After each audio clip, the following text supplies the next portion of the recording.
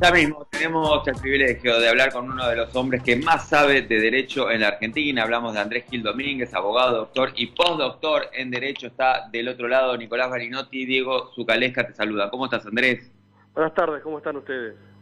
Bien, muy bien, por suerte. Un gusto charlar siempre contigo. Y bueno, al final de la intro, antes del separador, venía diciendo, bueno, algo que se viene, algo que ya está ocurriendo en los Estados Unidos y como esto que está ocurriendo con la pandemia, que es que vamos viendo de alguna manera cómo van los capítulos que de alguna manera se adelantan a lo que vamos viviendo nosotros. Vemos que en los Estados Unidos ya hay una aprobación definitiva para la vacuna de Pfizer y a partir de lo cual ya el propio presidente de esa nación, hablamos de Joe Biden, empieza a hablar de obligatoriedad de vacunación, empieza a hablar de, bueno, un camino que se allana para que las empresas impongan el requisito de la vacunación a sus empleados. Lo mismo el Pentágono, nada más y nada menos para sus miembros, para lo cual seguramente es una discusión que vendrá aquí más temprano que tarde. ¿Cómo ves esto? ¿Ves posible que ante la aprobación de ya las vacunas de manera definitiva se pueda imponer esto a los empleados? En la medida que las vacunas no sean algo que como el que se está administrando, que no son de libre disponibilidad, sino que a pesar de que uno quiere no se puede vacunar. En la medida en que las vacunas sean de libre disponibilidad por el stock que puede existir en el Estado argentino o cualquier otro Estado, es probable y es constitucionalmente posible que se imponga una obligación general mediante una ley o que se vayan imponiendo obligaciones parciales, no a través de una ley, pero sí para exigir la vacunación a efectos de trabajar, de acceder a ciertos lugares.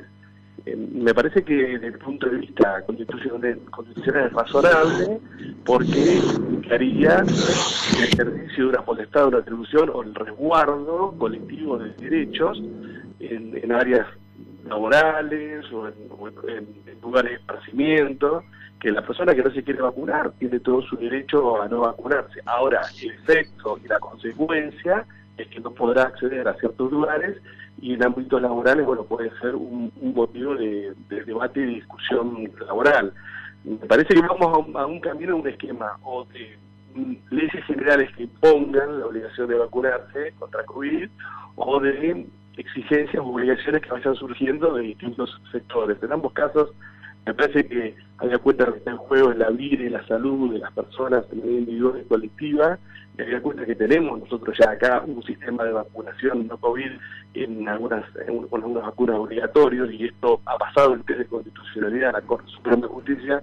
Me parece que ese es hacia donde vamos, pero siempre y cuando el presupuesto sea que exista libre disponibilidad de vacunas, que exista un stock suficiente como para que uno, si quiere, se pueda vacunar de forma inmediata. A ver si entiendo bien, Andrés, porque hay también alguna dificultad en la comunicación. Te pedimos, por favor, no sé si estás en movimiento, si te quedas en algún lugar. Hasta tanto el Estado no te pueda garantizar el acceso a la vacunación, esta exigencia no sería posible por parte ni del Estado ni de ninguna empresa. Claro, sí, el escenario podría cambiar. Ahí cambia. Si en el actual escenario argentino te lo impusiese, bueno, ahí sí sería inconstitucional porque sería irrazonable. Porque no es que un gran grupo de personas no se vacuna porque no quiere, sino porque no puede. Bien. Andrés, ¿qué tal? Acá Nicolás Barinotti. Tengo ahí, el debate está ahí nomás, ¿no? Está a la vuelta de la esquina.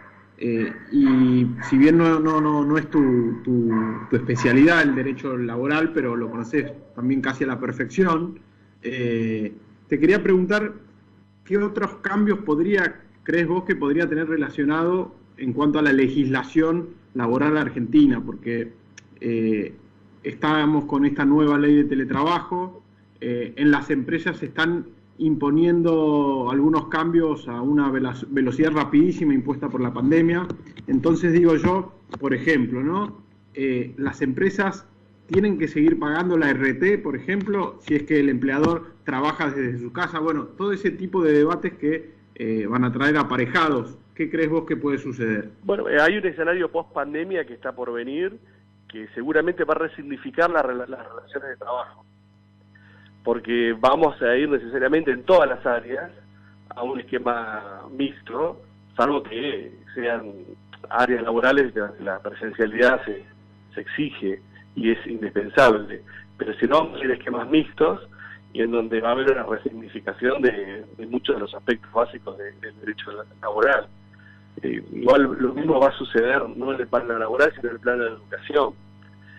Me parece que vamos a esquemas mixtos. La pandemia lo que nos va a dejar es a esquemas mixtos, porque si bien hay que resguardar la presencialidad por un tema socioafectivo, también la pandemia nos ha demostrado que la digitalidad es posible para muchos ámbitos y que baja costos y que ahorra tiempos y que le permite a la persona un estilo de vida distinto. Me parece que es un esquema de resignificación de instituciones pensadas para una presencialidad casi exclusiva, y ahora seguramente sí, va a haber debates en varios de esos temas. Andrés, a propósito de esto, ¿cómo ves a la justicia en este marco? Porque en general fue, bueno, es un poder, el judicial, bueno, con mucho arraigambre en la costumbre, en lo formal, casi por deformación, por default. El ámbito jurídico es formal, también lo es a la hora de exigir o de trabajar en la diaria. ¿Cómo ves la adaptación de en el marco de esta pandemia a la virtualidad, al Poder Judicial y en este marco que vos decís, bueno, esto llegó para quedarse? ¿Pensás que efectivamente también habrá un allanamiento en ese sentido en la justicia? ¿Que quede y que se adapte a esto nuevo que viene? Y ojalá, porque tenemos una justicia totalmente analógica a mitad del siglo XX, Sí. que todavía no ha explotado ni mínimamente los beneficios y las bondades de la cuarta revolución industrial, y que ha tenido una digitalización por forceps, había cuenta de la pandemia, la pandemia que nos afectó, si no estaríamos todavía papelizados, y con una presencialidad de 100%. Me parece que el Poder Judicial necesariamente tiene que cambiar. El Estado argentino tiene que tener una agenda de digitalización e innovación basada en dignidad para la organización de la justicia, que no existe, que no la tenemos, y que hoy por hoy tenemos una justicia que ha entrado a la fuerza al mundo digital, pero con herramientas que son totalmente obsoletas. Ahora, Andrés, vos tenés contacto con juristas de renombre, sos uno de ellos, te sentás a la mesa. ¿Se habla de esto? ¿Ves bueno, que efectivamente es un tema, está en agenda de aquellos que... No, lamentablemente no. Lamentablemente no se habla, no es una política de Estado, no está en la agenda hoy de la campaña, no está en la agenda del Consejo de la Magistratura, ni está en la agenda de la Corte Suprema de Justicia. Y las razones las desconozco, totalmente. Las desconozco totalmente. Pero sí sé que hay 13 países en América Latina que tienen una agenda de innovación, que la están desarrollando para el Poder Judicial, y nosotros no tenemos absolutamente nada, ni siquiera una base de discusión en los órganos que se encargan de administrar el Poder Judicial, y tampoco está en la agenda de la política. Se habla de reforma judicial, se habla de mejorar la justicia, la innovación, la inteligencia artificial no está en la agenda. ¿Tendrá que ver con cierto temor a transparentarlo? Que bueno, no debería hacer. Yo creo que ese es el temor.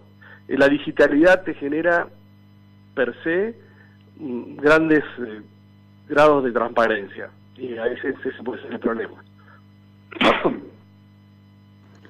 Andrés, cambio apenitas de tema porque tiene que ver con la justicia. Me interesa saber tu opinión sobre el expediente que está en curso, que vincula al presidente por haber violado las restricciones de aislamiento del año pasado por el festejo de cumpleaños de la primera dama.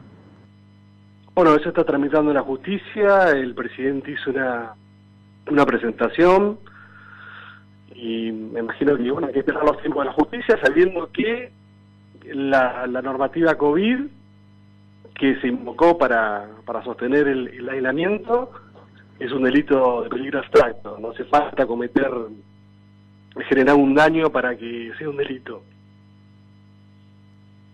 Y al ser Alberto Fernández el impulsor de la medida y a su vez también el que la incumplió, ¿la pena podría ser más grave aún?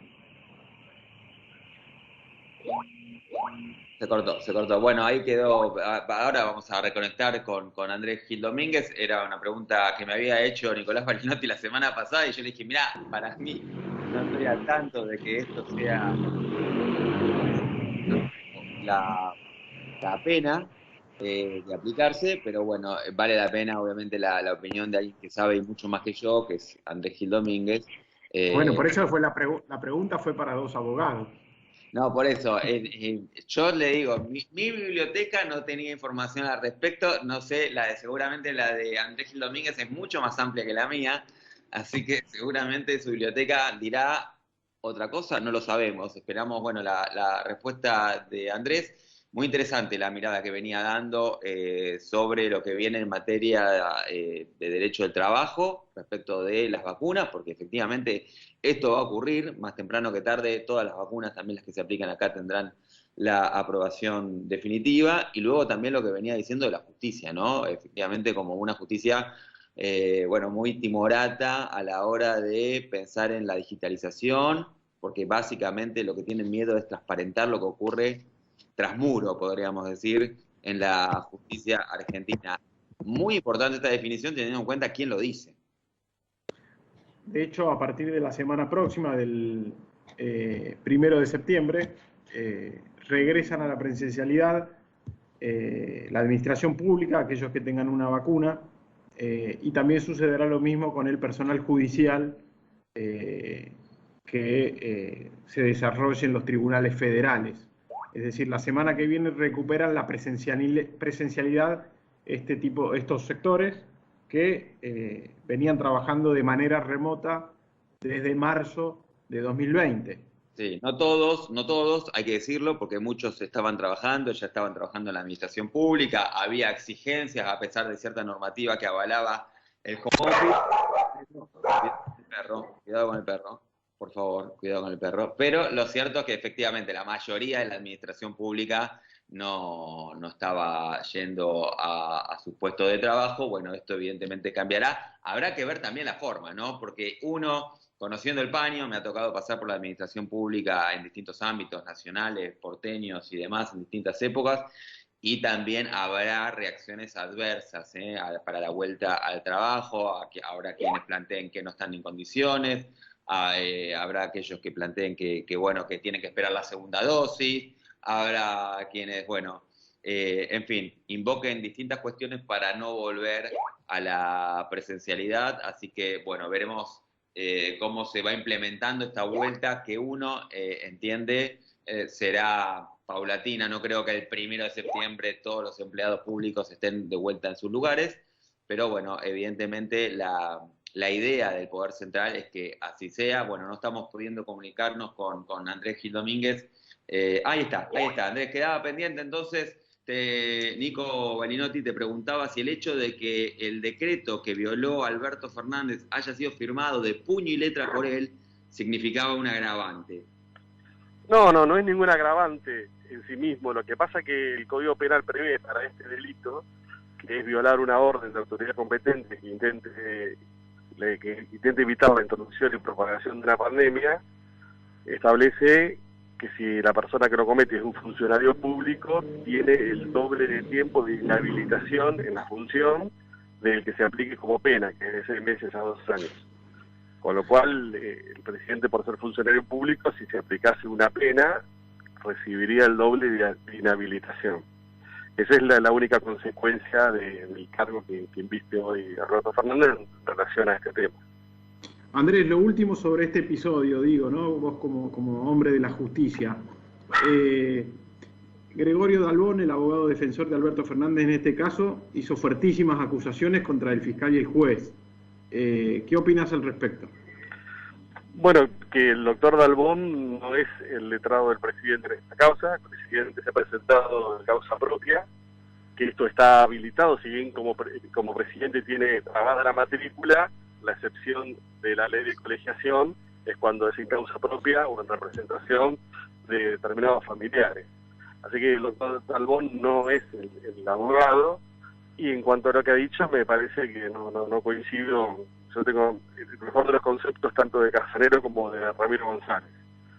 Son es un muy buen fiscal, Ramiro, aparte de muy buena persona, es un gran jugador de básquet. Y en nuestra juventud, bueno, nos hemos cruzado porque es Bahía Blanca.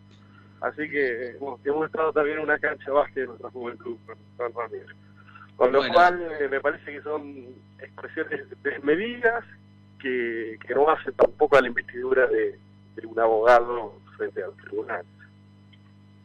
Bien, para terminar entonces ya con temas más gratos, ya que nos llevaste al terreno del básquet, quiero preguntarte, bueno, ¿cómo viviste la actuación del equipo argentino de básquet en los Juegos Olímpicos y la despedida de Scola, nada más y nada menos? Vos como, bueno, amante del deporte, seguramente tenés una opinión para dejarnos.